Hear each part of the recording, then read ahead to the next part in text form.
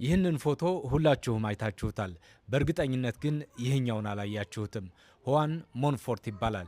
ሊዮኔል ሜሲ የላሚን ያማል ገላን ሲያጥብ ፎቶ ያነሳው ካሜራማን ነው። አንድ እግር ኳስ ተጫዋችና አንድ ሕፃንን ለማንሳት ተቸግሬ ነበር። በአጋጣሚ የላሚን እናት እዚያው ስለነበረች ላሚን አላለቀሰም። እንዲያውም እርሷን እየተመለከተ ፈገግ አለ። ያኔ ጥሩ አጋጣሚ ያገኘው። አሁን መነጋገሪያ የሆነውን ፎቶ ማንሳት ቻልኩ። በወቅቱ ሊዮኔል ሜሲ አንድ ተጫዋች እንጂ ዝነኛ ስላልነበረ ፎቶ መነጋገሪያ አልሆነም ነበር። ዩኒሴፍ ለማስታወቂያ ያስነሳው ፎቶ ነበር። ለ18 ዓመታት ምንም ሳይወራለት ቆይቶ ፎቶውን በመላ ዓለም ዝነኛ ያደረገው ክስተት በ2024 ተፈጠረ። ስፔን በላሚን ያማል ታግዛ የአውሮፓ ዋንጫን ስታሸንፍ ፎቶውን ለመጀመሪያ ጊዜ የላሚን ያማል አባት በማህበራዊ ሚዲያ አጋራው። ከዚያም ዓለም ተቀባበለው። ፎቶው እንደ ጥሩ ወይን ነው ብዬ አስባለሁ።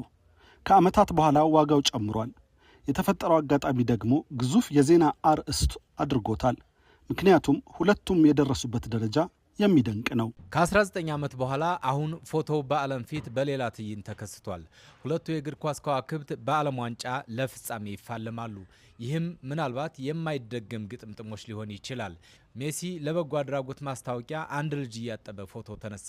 ከዚያ በኋላ ባሉት ዓመታት ሜሲ የእግር ኳስ ቁንጮ ሆነ።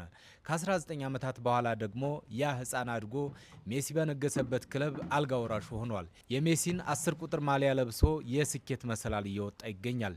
በ23ኛው የዓለም ዋንጫ ፍጻሜ በዕድሜ ትልቁ ሊዮኔል ሜሲና በዕድሜ ትንሹ ላሚን ያማል ይፋለማሉ። ጨዋታውን ማን ያሸንፋል? ትልቁ ወይስ ትንሹ? ግምታችሁን አጋሩን።